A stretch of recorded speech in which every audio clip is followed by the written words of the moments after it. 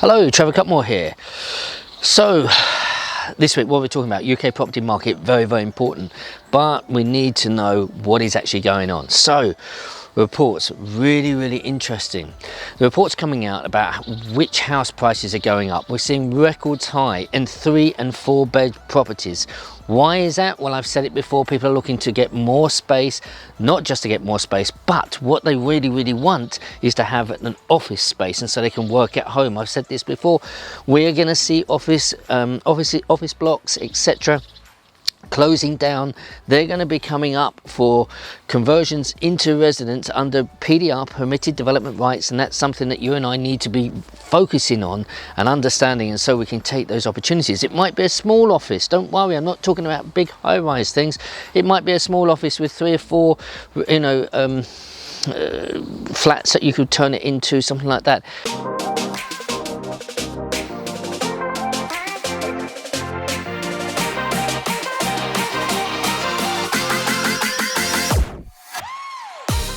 Doesn't have to be enormous. So if you're a small developer or a small investor, don't worry, look for the opportunity. But a lot of people, it's going to change. It's really going to change with the Chancellor of the Exchequer announcing furlough is finishing on the 31st of October. As we know, the new things which are coming out, there's going to be 3 million people unemployed at the moment. I think it's actually more than that. Sorry, there's 3 million people on furlough. That's going to finish. What's going to come? It does mean that the unemployment is going to rise. That coupled with the 31st of December is our time up. We're negotiating Britain to negotiate with Europe with our exit. If that doesn't happen, because there's a load of unresolved issues, all the commentators are saying, look, it doesn't look like anything's going to happen and we're going to leave with a no deal. That is going to hit our economy. And again, the Bank of England, it's amazing what's going on at the minute. The Bank of England are saying quantitative easing. It looks like they're going to be doing this again to pump money into the economy, which we don't have. When we do that, it is a reckoning. That money has to be paid back into the bank. It has to balance the sheets, and there's only one way that would come back, and that's through taxation. But that's in years to come, and it will be over years and years to catch that money back up. Not only that, the Bank of England are now discussing, remember, what's the Bank of England interest rate? It is 0.1%. Now, many investors like myself, we are linked through LIBOR, which is London Investment Bank overall rate. Now that apparently by next year, 2021, is going to be cancelled and everything's going to come off the Bank of England. It's an interesting one, right? Because Bank of England are talking about a negative bank interest rate. What is that? In my lifetime, I've never heard of it. But what does it mean? Because there's a lot of chatter around this. Once the Brexit, if we leave Brexit with no deal, you're going to see our economy hit. That's not good. I can tell you that's not good. A negative rate. I know some of you are going to say, Trevor, does that mean instead of me paying interest to the bank, does that mean they're going to pay me interest? Well, let's just put this to bed before people get too excited about it. We are now, as investors, we're linked to the LIBOR rate. I would say 99% of us. Homeowners who are linked to the Bank of England rate, remember, the Bank of England rate is 0.1%. Their bank that they borrowed from the high street, let's say Barclays, the bank, they would have a rate of, let's say, 1%. So they're still going to be paying that 1%. But if Bank of England's 0.1% becomes negative, let's say it becomes a negative 0.25%, does that mean they're giving money back? No, it means they give a credit, but it is a credit. So let's suppose, if you are paying at the minute on, let's say, 0.1% on your bank, let's just say, just work with me guys, let's say that the high street bank is giving you 0.9%, which you're paying, and the Bank of England is 0.1. That means you're paying 1% a year. So if you've got £100,000 on the loan, you're paying £1,000 a year. All right, so that's about £80 a month. Wow. Okay.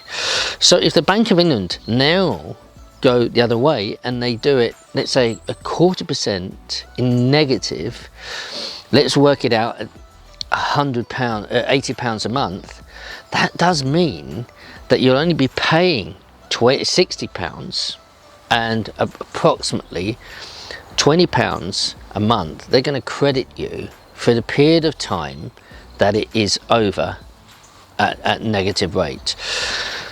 For the first time they're going to be looking at this very seriously. Now I'm looking at it from all different people who are talking about it, but it looks like the bank really are considering this. Now they're considering it because in times of recession, this is like the last ditch attempt to keep the control on inflation, to keep a balanced economy. Okay, they are worried about unemployment, they are worried about so many factors that are going on. They're trying to keep a balance that we can keep going. Now people, you're going to say, Trevor, there's a boom in housing. Yes, you're right, but I can tell you what are they called? They are called the Centre of Economics and Business Research. That's what they're called. All right.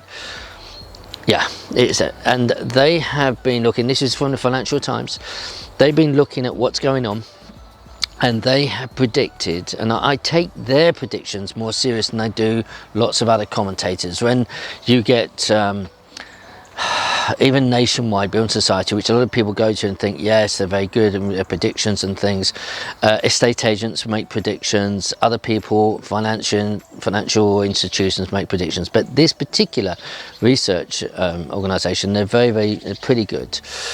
And they've said they fully expect in 2021, they haven't said when, but within that year, there could be a 14%, up to a 14% drop in housing market, in price, okay? They think that over the next sort of 6 months, the market's going to go flat, okay? So come the end of this year, it's just going to go flat. But after that, when all of this quantitative easing and kicks in and things start leveling up, they reckon that the house prices could slump in some areas. Now this is the one thing I don't like about anyone. They will turn around and say it could drop by 14%. That's great, but they're not saying where, because some places might not feel it at all and some will feel this drop. And yes, there will be a few places very isolated where it goes up. What you and I have to do is to prepare ourselves for this and make sure that we're in a position where we have cash flow and we can see opportunity, because what's coming isn't going to be nice. There will be people who are going to go to the wall and lose their properties. Repossessions is something that people are already talking about. Institutions are talking about.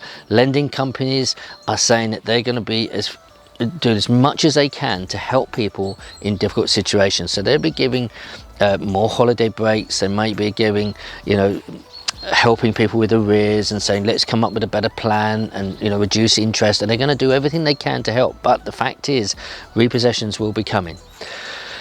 And, and then you say, Trevor, but as a property investor, where will you go? Well, forget trying to pick off people, taking advantage of people in difficult situations. That's not what it's about.